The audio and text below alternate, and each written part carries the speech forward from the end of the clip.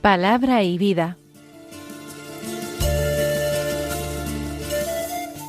Con el padre Manuel Horta, desde Sevilla.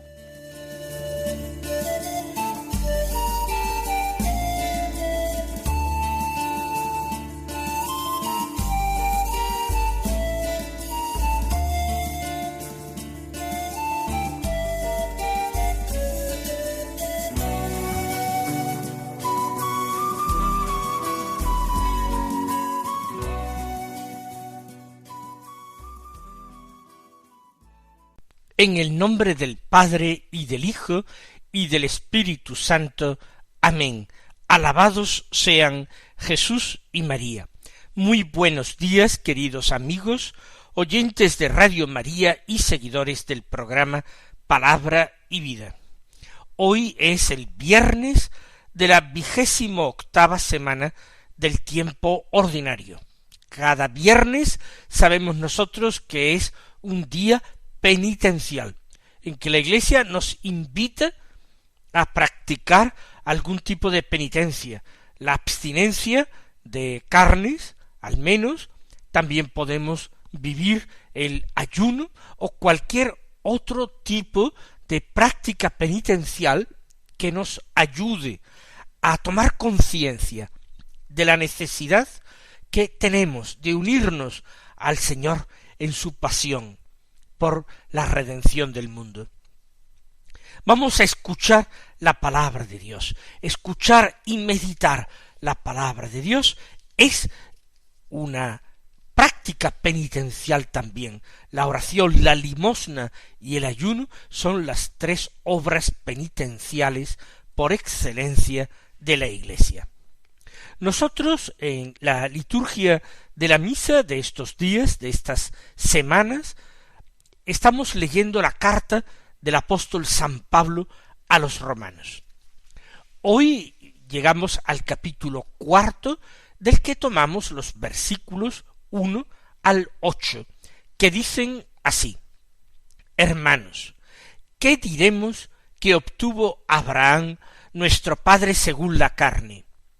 Si Abraham fue justificado en virtud de las obras, tiene un timbre de gloria, pero no delante de Dios. Pues, ¿qué dice la Escritura? Abraham creyó a Dios, y le fue contado como justicia. A alguien que trabaja, el jornal no se le cuenta como gracia, sino como algo debido. En cambio, a alguien que no trabaja, sino que cree en el que justifica al impío, la fe se le cuenta como justicia. Del mismo modo, también David proclama la bienaventuranza de aquel a quien Dios le cuenta la justicia independientemente de las obras. Bienaventurados aquellos a quienes se les perdonaron sus maldades y les sepultaron sus delitos. Bienaventurado aquel a quien el Señor no le ha contado el pecado. Sigue San Pablo hablando de la fe que justifica, de la fe en Cristo Jesús, el Hijo de Dios, que salva. Ya escuchábamos ayer cómo no eran las obras de la ley, sino la fe en Cristo Jesús, la que hacía justo al hombre, la que lo salvaba. Vamos a continuar este argumento de Pablo. Él va a traer a la Escritura para probar esta tesis que ha enunciado. Dice: ¿qué diremos que obtuvo Abraham nuestro padre según la carne? Por tanto, se está dirigiendo ahora a judíos conversos al cristianismo, pero que tienen a Abraham como padre según la carne. ¿Qué obtuvo Abraham? Indudablemente, a poco que nosotros conozcamos la Escritura y el libro del Génesis, sabemos que Abraham obtuvo la amistad con Dios, obtuvo la salvación. Pues bien, ¿qué obtuvo Abraham nuestro padre según la carne? Si Abraham fue justificado en virtud de las obras, tiene un timbre de gloria, pero no delante de Dios. Abraham es un ejemplo magnífico, porque Abraham no había conocido la ley de Moisés. Abraham había sido obediente a Dios. Dios se comunicaba con Abraham a menudo. Lo trataba como un amigo trata a otro amigo. Le revelaba sus propios planes. Escuchaba la oración y la intercesión de Abraham y no le negaba nada. Abraham, el amigo de Dios. Pues bien, Abraham madrugaba para Dios. Es decir, estaba siempre disponible para Dios, para escuchar sus deseos y cumplir su voluntad. Disponibilidad. Aquí estoy, Señor. Heme aquí. Si él fue justificado por las obras que hacía, eso tiene un timbre de gloria humano.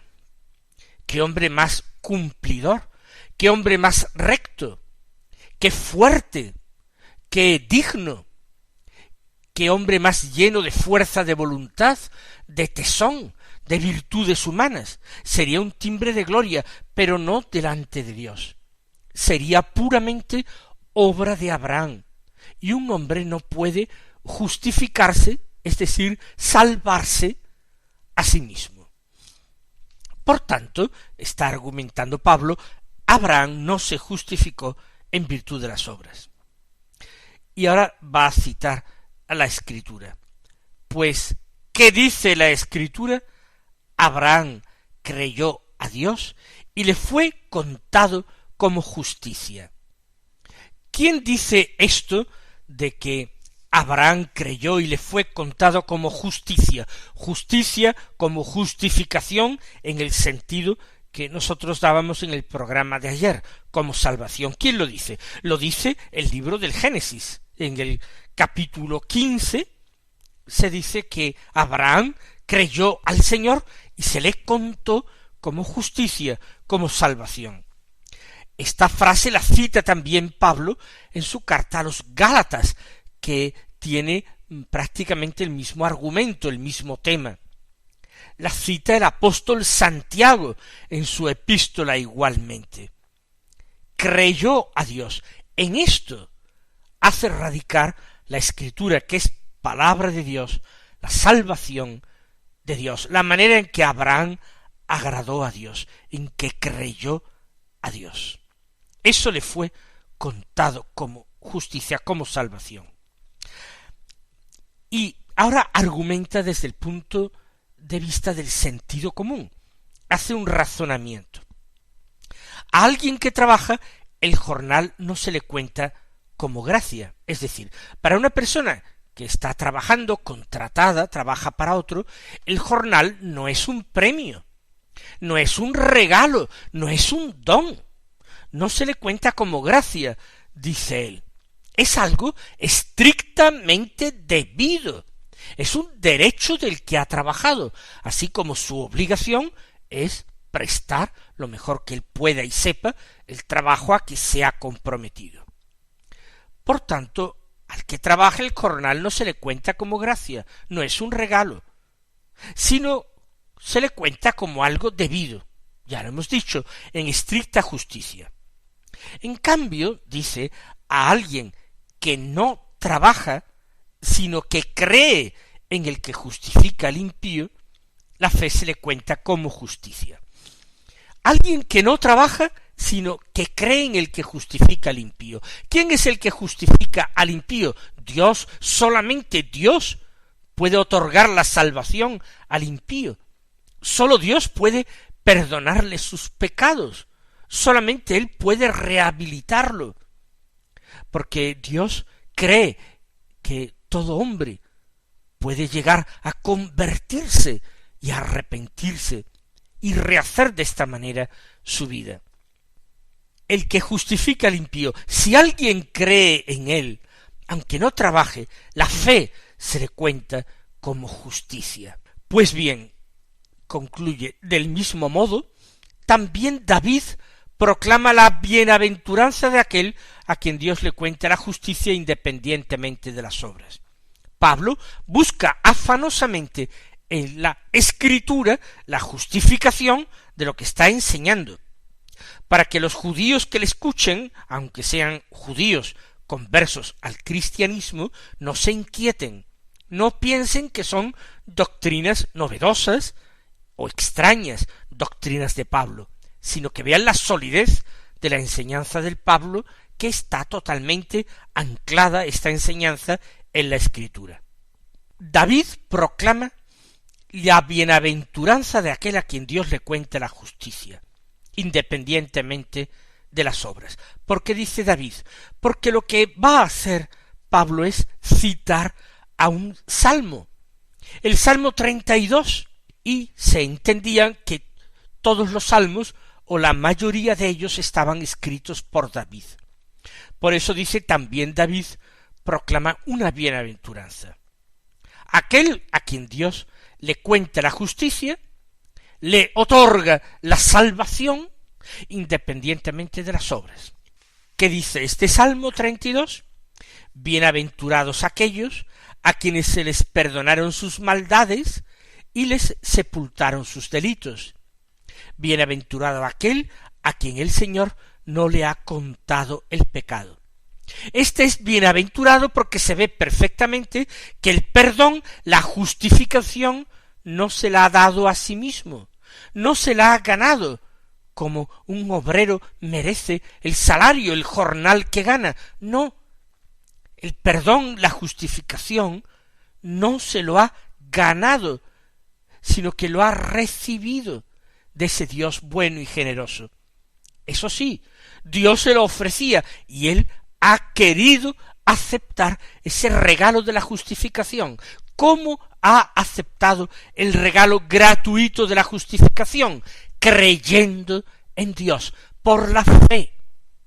Por la fe ha aceptado a ese Dios que ofrecía la salvación, a ese Dios que proclama la bienaventuranza de aquellos que son perdonados de sus maldades, a quienes sus delitos se les sepultan, porque por gracia de Dios, porque el Señor no le ha contado el pecado, por pura benevolencia. Vamos a pedirle al Señor que nosotros renovemos continuamente, diariamente, nuestra profesión de fe, que pidamos al Señor en la oración que Él fortalezca nuestra fe, que la guarde junto a sí, que nos haga pasar indemnes de todas las pruebas de la vida que nos ofrece la vida ordinaria, de esas tentaciones que ofrece el mundo y con que nos acecha el demonio y la carne. Que nuestra fe se mantenga intacta, nuestra fe en este Dios generoso y bueno que quiere la conversión y la vida del pecador, y no que perezca y muera.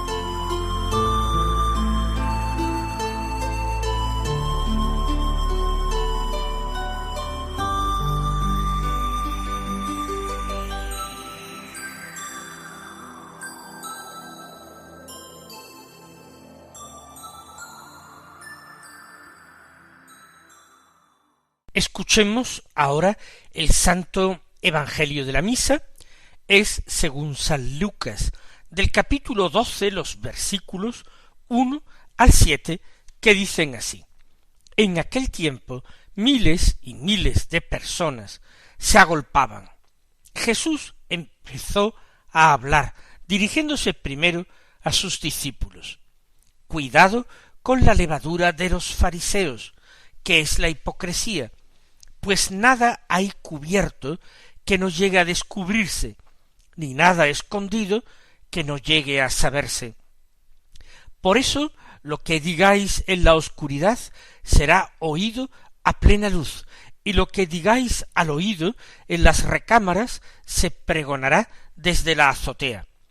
A vosotros os digo, amigos míos, no tengáis miedo a los que matan el cuerpo y después de esto no pueden hacer más. Os voy a enseñar a quién tenéis que temer. Temed al que después de la muerte tiene poder para arrojar a la gehenna. A ese tenéis que temer, os lo digo yo. ¿No se venden 5 pájaros por 2 céntimos?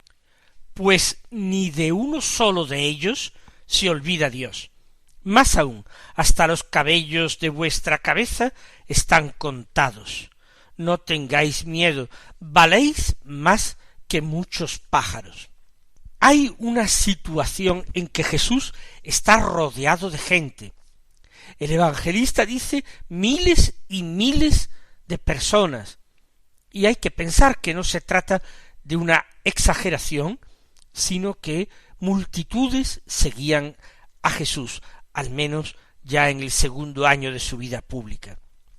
Se agolpaban, pero Jesús, cuando comienza a hablar y a enseñar, no se dirige a las multitudes, sino, dice San Lucas, que se dirige primero a sus discípulos. Y se dirige a los discípulos en primer lugar para censurar una actitud, un estilo de los fariseos.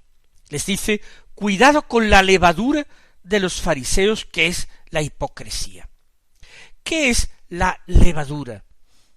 Una sustancia que se añade, se mezcla con la masa para que toda la masa fermente. Puede ser que los fariseos sean personas que cumplen muchos de los mandamientos de la ley de Dios. Puede ser que sean personas que recen, que no defrauden, que no cometan adulterios, que traten bien a sus familias, que sean buenos trabajadores, honrados con todos. Podría ser. Lo malo es que tengan una levadura que no se nota, que va mezclado con todo lo demás, pero termina afectando a todo, haciendo crecer todo, haciendo hincharse todo. Hay una levadura que tienen los fariseos, que es la hipocresía, y esa hipocresía contamina todo lo que hacen, porque les hace cambiar de perspectiva y hacer el bien, pero sólo para ser vistos, no para agradar a Dios. Y aunque la levadura no se advierte en la masa, por los efectos sí se advierte, se termina advirtiendo. Lo mismo lo de los fariseos, en las obras pueden ser impecables, pero la levadura de la hipocresía está presente en ellos, y se terminará conociendo, terminará siendo patente, porque Dios es el que escruta los corazones y conoce los secretos de las personas. Recuerden el Salmo, Señor, tú me sondeas y me conoces. Dice el Señor, por tanto nada hay cubierto que no llegue a descubrirse, no hay nada escondido que no llegue a saberse. Todo eso es conocido, es sabido para Dios, que lee los corazones, que conoce las almas, que conoce al hombre por dentro, pero un día también se hará descubierto en el juicio final, cuando Cristo se siente como juez para juzgar a vivos y muertos. Por eso, añade el Señor en su enseñanza, lo que digáis en la oscuridad será oído a plena luz, lo que digáis al oído en las recámaras se pregonará desde la azotea. Que no nos hagamos la ilusión de que nuestras fechorías, de que nuestras maldades, o simplemente de que nuestras segundas intenciones, nuestras intenciones ocultas, menos limpias, van a permanecer para siempre desconocidas para los hombres. Será todo conocido el día en que el Señor se siente para juzgar. Y ahora continúa enseñando el Señor. A vosotros os digo, amigos míos, no tengáis miedo a los que matan el cuerpo y después de esto no pueden hacer más. Porque no todo es matar el cuerpo.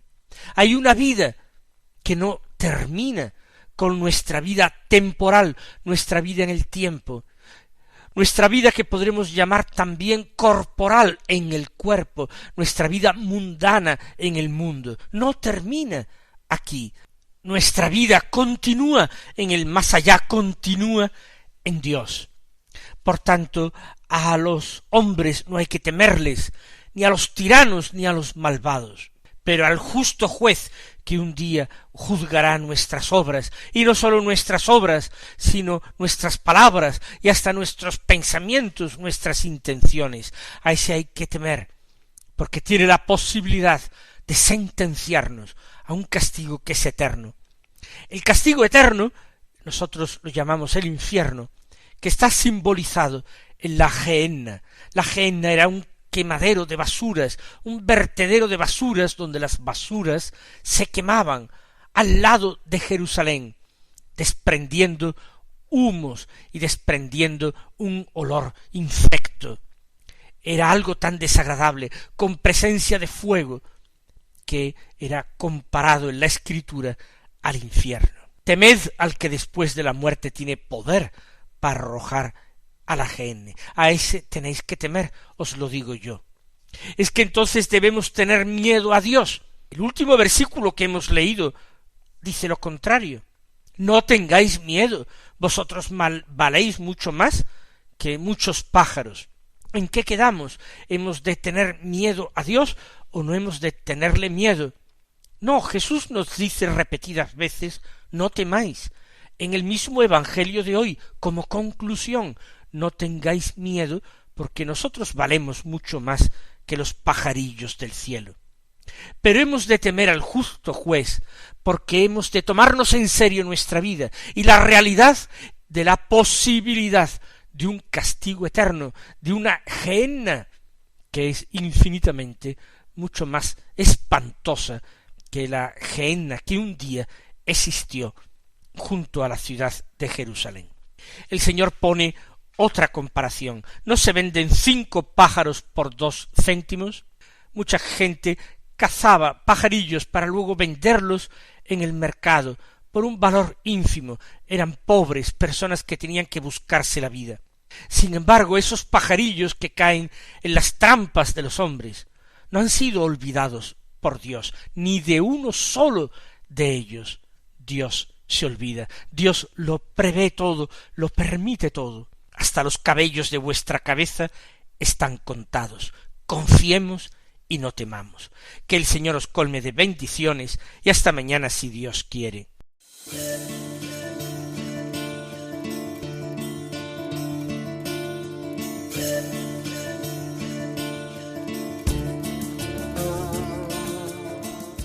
Han escuchado en Radio María Palabra y Vida, un programa que dirige el Padre Manuel Horta.